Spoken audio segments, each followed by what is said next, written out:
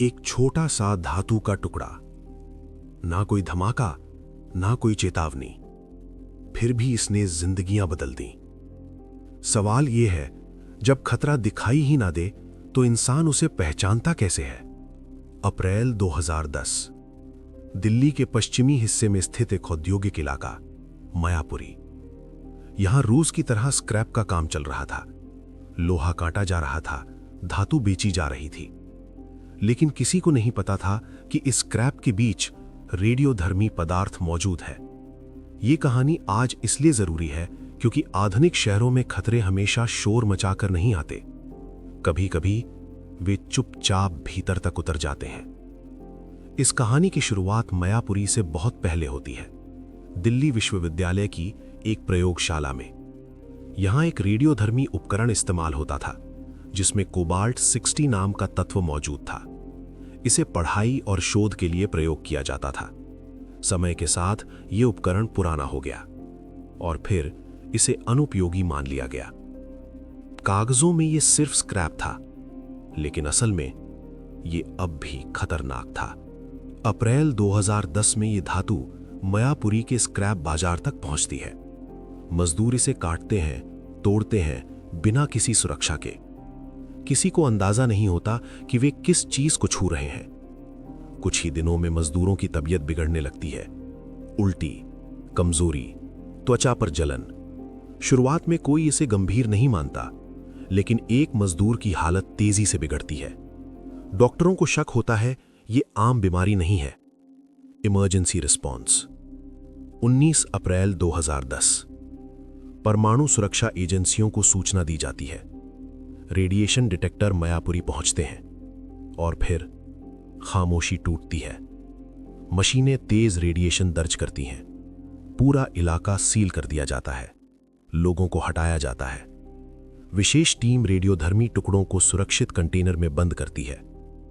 26 अप्रैल 2010, स्थिति पर काबू पा लिया जाता है, लेकिन नुकसान हो चुका था। एक मजदूर की मौत हो जाती है। कई लोग अस्पताल में भर्ती रहते हैं। यह कोई फिल्मी हादसा नहीं था, यह असल जिंदगी थी। अगर यह आपके इलाके में होता तो आपको कब पता चलता? जांच रिपोर्ट्स में रेडिएशन का स्तर खतरनाक पाया गया। मेडिकल रिकॉर्ड्स में रेडिएशन बीमारी की पुष्टि हुई। भारत की परमाणु नियामक संस्था ने बताया यह कोबाल्ट 60 था। अंतर्राष्ट्रीय एजेंसियों ने भी इस घटना का अध्ययन किया और इसे एक चेतावनी माना। सवाल उठा, जिम्मेदार कौन है? कुछ रिपोर्ट्स ने लापरवाही की बात कही, कुछ ने सिस्टम की कमजोरी की। स्क्रैप डीलरों का कहना था उन्हें पहचानने का कोई तरीका नहीं था। और सच्चाई ये है, आज भी पूरी कड़ी साफ नहीं है। मजदूर रोज की तरह काम कर रहे थे, ना डर ना शक। उनके परिवारों को अचानक जवाब ढूंढने पड़े। एक व्यक्ति वापस नहीं लौटा। एक मजदूर ने डॉक्टर से पूछा, बिना आग के जलन कैसे हो सकती है? जवाब आसान नहीं था। नाम था रेडिएशन। रेडिएशन आग की तरह है, लेकिन बिना गर्मी के। नजर नहीं आता, महसूस देर से होता है। दुनिया भर में ऐसे हजारों रेडियोधर्मी स्रोत हैं। अगर निगरानी ढीली पड़े तो मयापुरी कहीं भी दोहराया जा सकता है।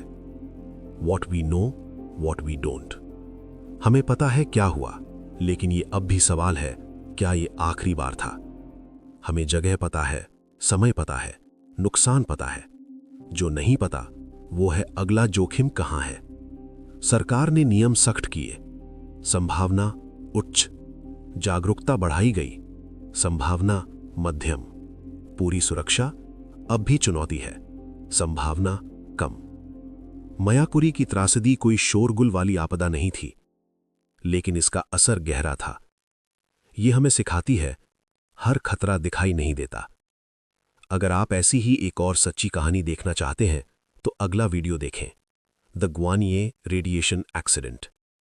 इस डॉक्यूमेंट्री में उपयोग किए गए तथ्य सरकारी रिपोर्ट्स, अंतर्राष्ट्रीय एजेंसियों और विश्वसनीय समाचार स्रोतों पर आधारित हैं।